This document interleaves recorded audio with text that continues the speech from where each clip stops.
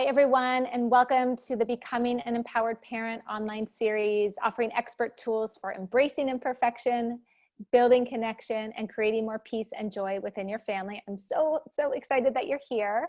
I'm your host, Debbie Zeichner. I'm a licensed clinical social worker, parent coach, and mindfulness facilitator. And today I am just so excited to be joined by Dr. Ann-Louise Lockhart. So we're going to be talking all about the highly sensitive child and how we can shift our parenting mindset to really best show up and support them. So I'm so glad that you're here. Welcome. Thank you for inviting me, Debbie. I'm really glad to be here. Oh, thank you. So before we dive into today's topic, I want to let you know a bit more about Dr. Lockhart. Dr. Ann-Louise Lockhart is a pediatric psychologist, parent coach, author, and national speaker with a thriving practice in San Antonio, Texas. Dr. Lockhart's goal is to help heal parent-child relationships by providing support, education, and encouragement. So I'm really thrilled that you're here. Dr. Lockhart and I met through our mutual friend and colleague, Casey O'Rourke, who is also on the show. And we were talking about a bunch of different things. And she said, I have to reach out to Dr. Lockhart to talk about this topic, which I think is really valuable, really important, and not as talked about as often as I think we need to. I think there's sometimes a lot of shame around talking about kids who are considered highly sensitive. So I'm just really excited for our conversation today, and I know that it'll be really valuable to our viewers. So, all right, so we know a bit more about you professionally. I was wondering if you could tell us a bit more about your journey and how you got into this work. Yeah, definitely. So it's been a long journey because this is my actually second career, and I started out in very indecisive in college, not sure what I exactly wanted to do, and started out in business and fashion merchandising, actually. Changed my major about 6 different times and ended up in education, in higher education. So I worked in that field for about 6 years, and I worked in all kinds of administrative roles in that. But then as I started doing more volunteer work in counseling, I really found a passion for that. So fast forward several years, upon getting my doctorate and working in that area, I did a lot of things with play therapy, with children, with military children, and in the military hospital setting, and I just fell in love with it. So it's kind of morphed throughout the years, working with kids who are homeless, kids who are abused, kids whose parents were deployed or injured, kids with families with post-traumatic stress or different medical illnesses. And I just really found a passion for working with these kids. I felt rejuvenated in working with them rather than drained. And so, yeah, a lot of the stuff that I work with are kids with ADHD, with anxiety, kids who have kind of a different temperament, personality style where they feel misunderstood, and then kids with medical illnesses. So that's a huge passion of mine as well, too. Wow, that's incredible. Well, thank you for the work that you do and for your dedication, and how incredible to kind of have started off in one field thinking that you're going down one path and completely shift it into something just on the opposite end of the spectrum, and how lucky we are to have your passion and dedication, because I think that shows a lot of passion, how much passion and dedication you have to this work. So yes, thank you. I really enjoy it. Yeah, great. Thank you for that. All right. So I know there are a lot of, labels that get tossed around when you talk about kids that are sensitive. I always hear labels like shy and fussy, all these kind of labels get tossed around. So what I want to do is just begin by defining what it is that we mean when we're talking about a highly sensitive child. Can you define that for us? Yes, certainly. So highly sensitive child is not a diagnosis. So we don't want to go down that road. That's not what it is. It's a temperament or personality style. And as you said, these kids are often very misunderstood. They're seen as irritable, as sometimes very difficult to parent, as very shy or introverted. And, the thing about these kids is that they tend to feel things deeply. They often are described as even picking up on their environment. So if their parents are stressed or irritated or hurt or in pain in some way, they really pick up on that. And so, but they respond to it differently because kids don't often have the words or able to identify that. So they often show up differently. They have a lot of struggles with regulating themselves and transitioning. So bedtime, mealtime, school time, vacation time, all kinds of stuff. They have a really big struggle with that. They tend to think deeply or seen as kind of old souls, where they're thinking about things that you're like, why are you concerned about the end of the world? Why are you concerned about whether or not does God exist? Why are you concerned about, it's just all these huge concerns and very mature things that they think about that it's like it's beyond their years. So that's a huge feature. They also tend to like things very solitary type, like they withdraw, they isolate, they like to play by themselves.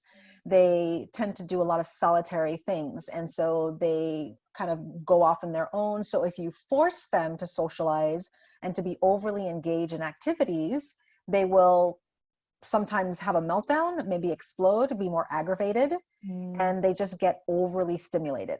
So those are really big things about them. They also are easily started, seem very kind of like they're very scary at times. And startled, is that what you said? Startled? Yes, startled. Yes, startled, and sometimes have a lot of anxiety. They're more prone to things like anxiety or even depression because they're feeling things so deeply. They notice when people look at them funny, or when kids are laughing maybe at them or at something they say. They may take it more personally because their personal narrative tends to be more on the sensitive side. So they're sweet, sweet kids, but they can be very hard if you're not aware of their temperament and you just think that they're being too soft or too annoying or too irritating. All these different words I often hear them being described as. So that's them in a nutshell. How about, so along with that, so how are they doing? How do they do socially? Is it easier? What are some of the so thinking about socially and just in general, what are some of the challenges that they face? So, well, a strength that they have is that people like having them as friends because they're good listeners. They pick up on little nuances and things. So if someone says, hey, if a sensitive child is like, how are you doing? And they're like, fine. They're like, you're not really doing fine. Tell me about it. So they're really super great as friends because they do pick up on all those nonverbal cues that people send off that many kids their age don't even pick up on. So they're really, really great friends in that way. They're also really great to have around as kids when you want a kid who's very empathetic to your own needs that's going on. So if you're a parent who's seeking that and, needing a child who's very sympathetic to you, that could be great. The challenge with that, though, is that because they're so sympathetic and in tune with people's feelings, then they can be very emotional and very kind of uneven tempered, because then you never know what sets them off. You're like, okay, why are you having a meltdown? Like, I just said blank, blank, blank, or I said I didn't like that outfit on you. Yes, you said I'm ugly. Like, they tend to sometimes overinterpret a thing because of how you looked or how your voice sounded or how the words came out. So people often feel like they're walking on eggshells around these kids because they're afraid of offending them or hurting their feelings. So they're very perceptive. They're just poor interpreters. Sometimes if they're not aware, that's how they can be, because they can tend to, they over personalize things and they are very sensitive to rejection. Okay. Yeah. So how can we as parents best support them? What do they need from us? Like, what are some of the top things that they need from us, and how can we best support them and show up for them? So one of the things I talk to parents about as a parent coach as well is I talk to them about not missing the real issue and not over personalizing their child's behaviors. So often what's going to happen is that they're getting overstimulated. We say something to them. The child, says something that seems rude or angry or inconsiderate, disrespectful, and parents then take it personally. Oh, I must be a bad parent. This is why they're acting this way. Or, I'm so they don't respect me, and they take it personally. And I try to remind parents that it's not about you. You don't miss the real issue. It's about them. It's about how they're perceiving things. And if you yell and scream and over talk, over parents, kind of hover too much over them, you'll make them either shut down or explode. And so I think it's important not to miss what's really going on underneath the behavior and to really kind of identify that. The other thing is to change your parent mindset about your child. Like looking at, what do you see as parenting?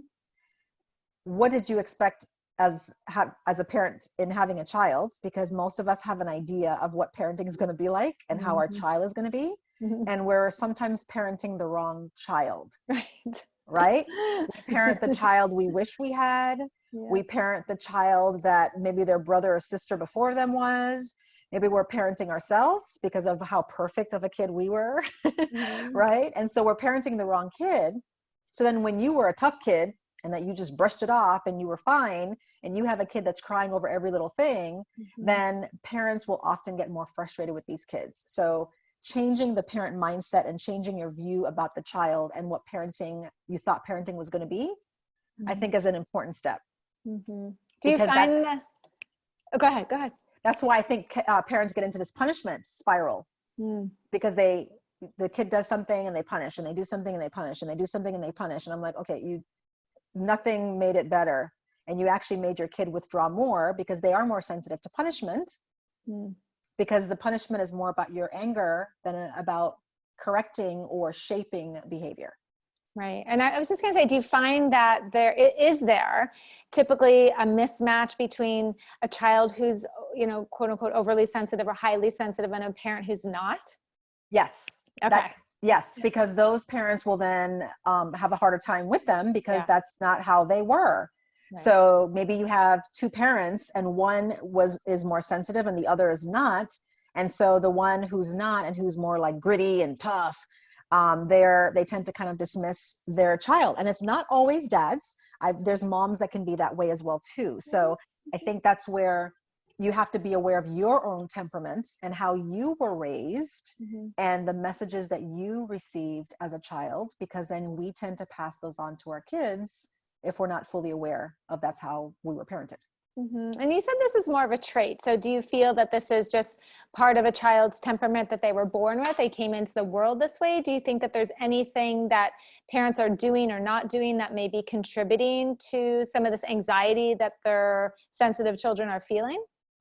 That's a great question. I think it's nurture and nature with personality and temperaments, right? Because there's lots of different research and theories out there that talk about when personalities form. I've heard of, it's in the womb before you're born. I've heard by age 3, by age 6.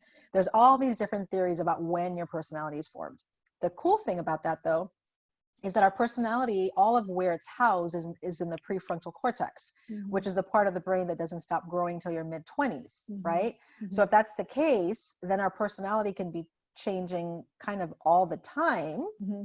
But most of the times our personality is pretty set early on, but major life events can alter it.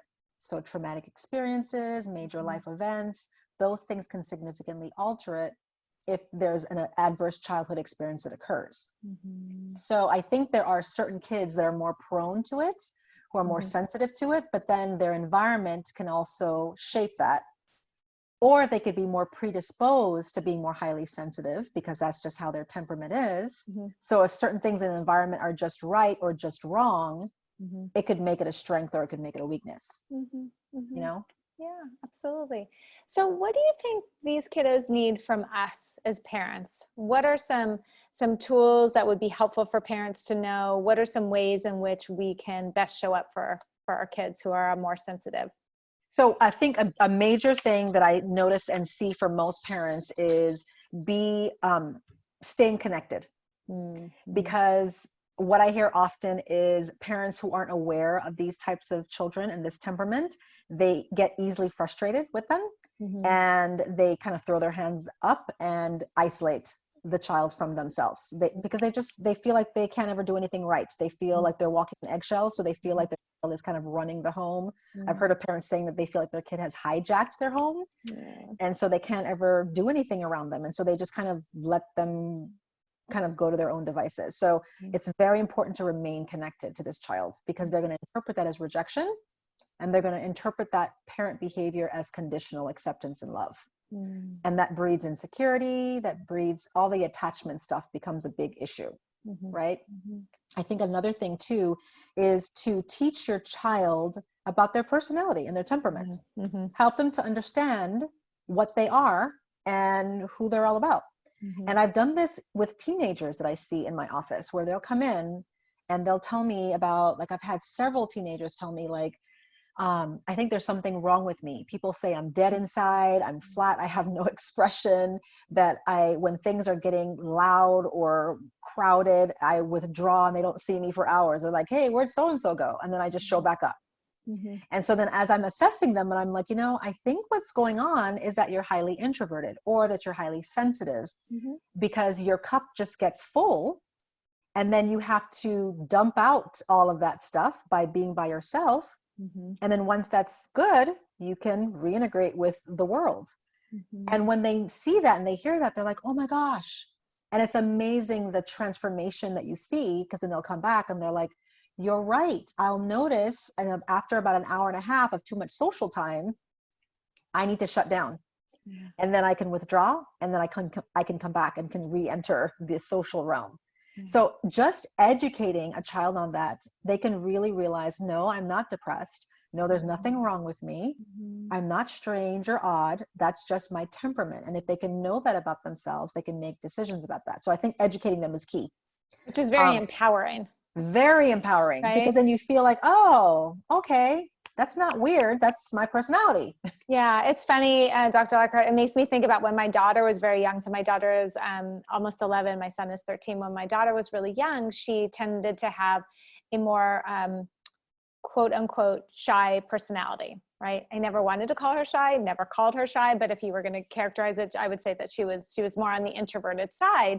And I remember that was something that was really, really helpful, is that I used to take it so personally or get frustrated by it. And one day I just recognized, like, this is just who she is. This is who she is right now. She may not always be like that, but this is who she is right now. And I remember she would become extra clingy before we would go into social situations. And so I just had to kind of get through my own stuff, put my own stuff aside. And what we started talking about is her personality. And we started talking about how some days she needs her warm-up time, and other days she's just ready to jump in. So what happened is that before we started going places or before we went into a social interaction, I would say to her, is today a warm-up day or is today a jump-in day? And then she started to think about, oh no, today's a jump-in day, right? So it's like, and then it also seems like it really helps our kids to learn how to self-reflect.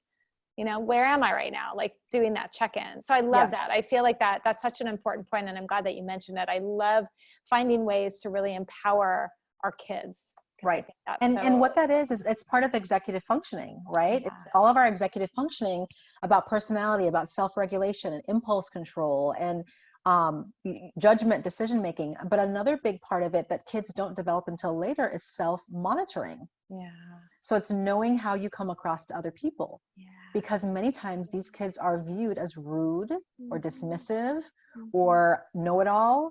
Because again, what people are picking up is the reservation, the isolation, the kind of pulling into themselves, and people misinterpret that.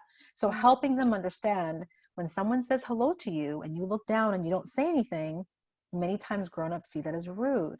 So, how about you challenge yourself to just look and smile and nod if you're not comfortable speaking, or holding your hand out and just saying, nice to meet you, or hello, but helping them to realize how that might come across. That could be really empowering. So that's really key.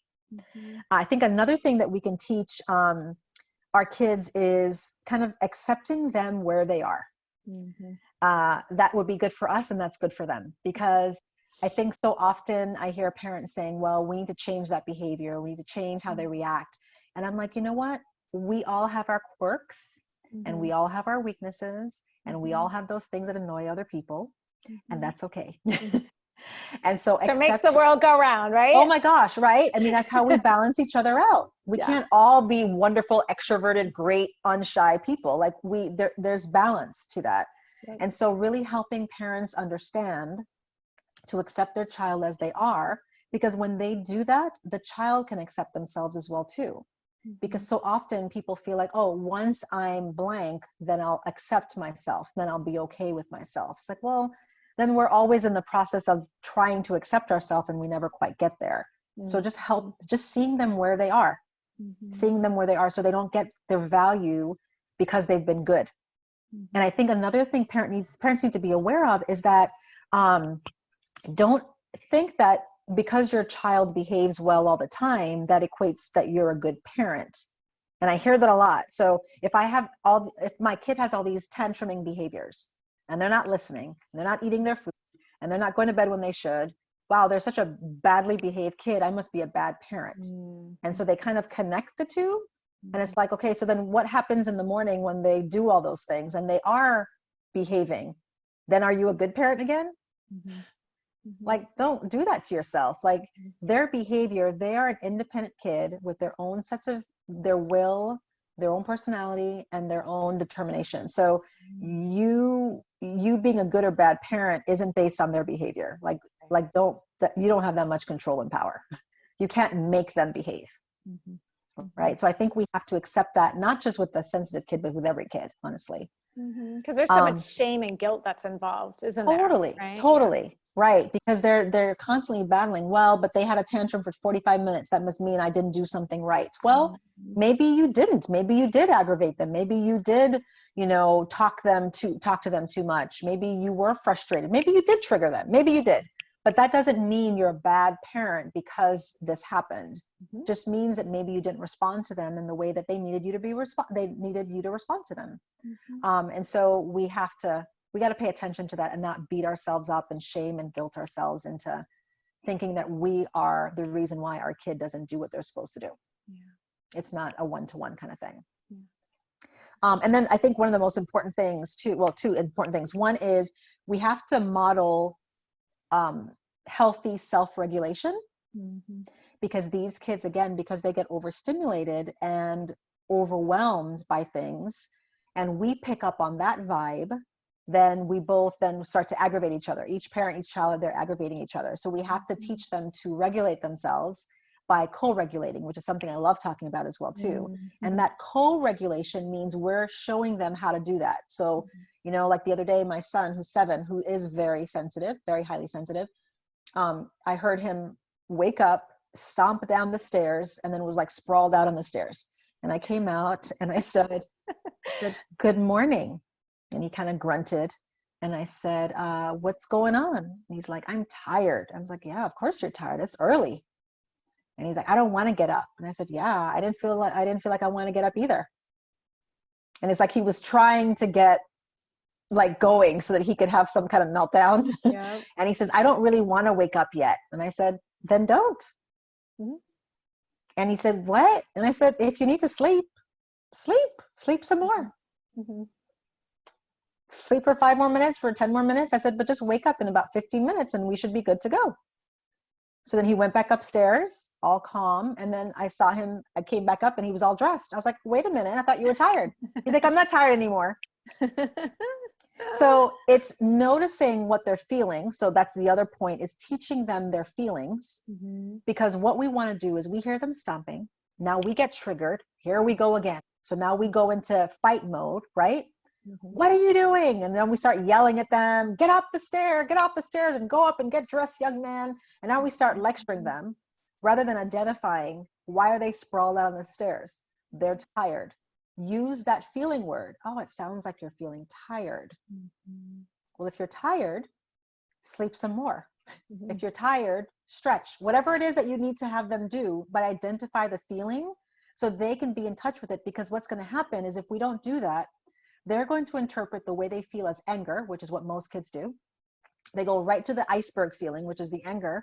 So I must be angry. So what do angry kids do? They stomp, complain, have a tantrum.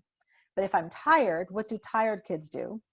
They go and rest. They go stretch. They exercise. Whatever it is that you do to feel untired or to satisfy that. Otherwise, you're going to meet the wrong feeling where it's at and then do the wrong behavior. So angry kids do this, tired kids do this. So helping them identify, if you're tired, this is what you should do. But it looks like you're going to do some angry stuff when you're really feeling tired.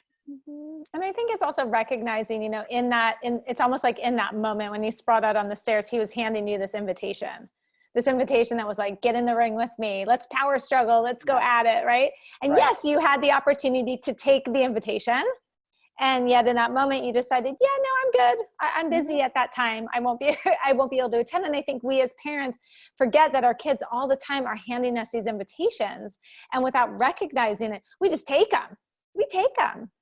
Right. And so I think your point about recognizing where we are emotionally, right, developing our own, just accepting and taking that pause for ourselves, then allows us that space to be able to decline the invitation and stay more present with our kids, which is exactly what you were able to do, which allowed him to go back upstairs, do what he needed to do, and come back down, which I think is incredible. That's a great analogy. I think that's great because it is like an invitation. They're like, oh, I'm going to fight. You ready to fight? And you're like, no, I have something else going on at that time.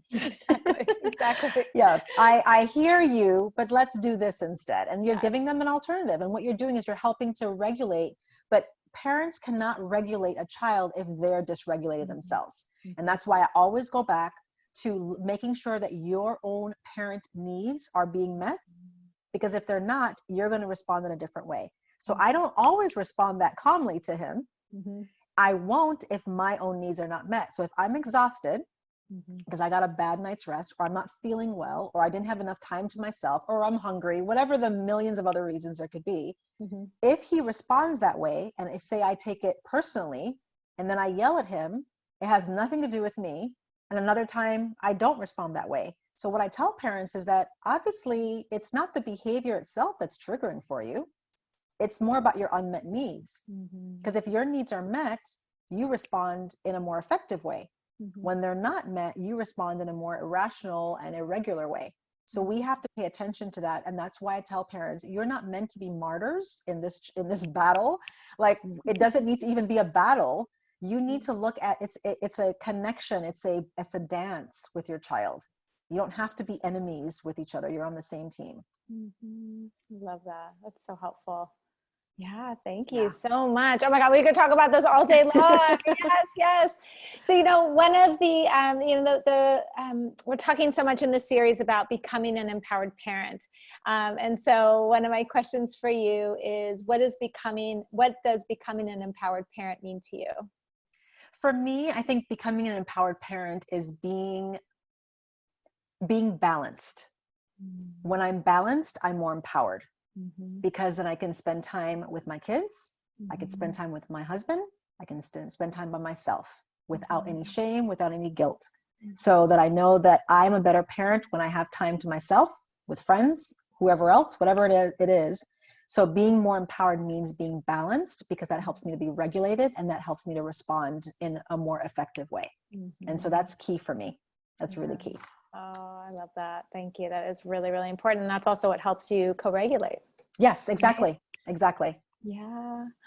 Oh my gosh. Well, this was just so useful, and you provided us with so many tools and so many gems. And I'm wondering, how can parents find you? How can they follow you in the work that you're doing? Yes, definitely. So I think the easiest and best way is by going to my website at anewdaysa.com. So a new day, SA as in San Antonio.com. Okay. And I'm very active on Instagram and Facebook. So Instagram at Dr. Ann-Louise Lockhart, and then Facebook at A New Day Pediatric Psychology, which is my practice. And I have lots of different resources, lots of things that I put out there for parents to help them feel more empowered, and just to help them feel encouraged that it's not something that we get right every time. And although I'm a parent coach and a pediatric psychologist, I don't get it right every time either. And so I'm very transparent about that, because I have two kids, one, both very different personalities, one that challenges me more than the other because of their temperament.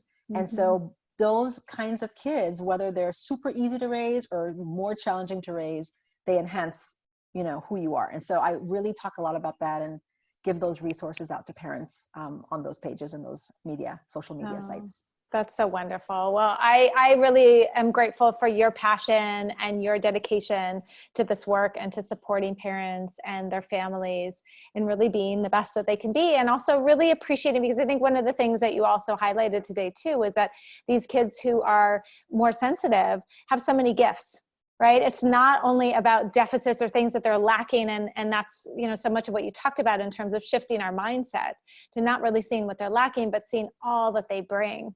Right. Especially that sense of empathy.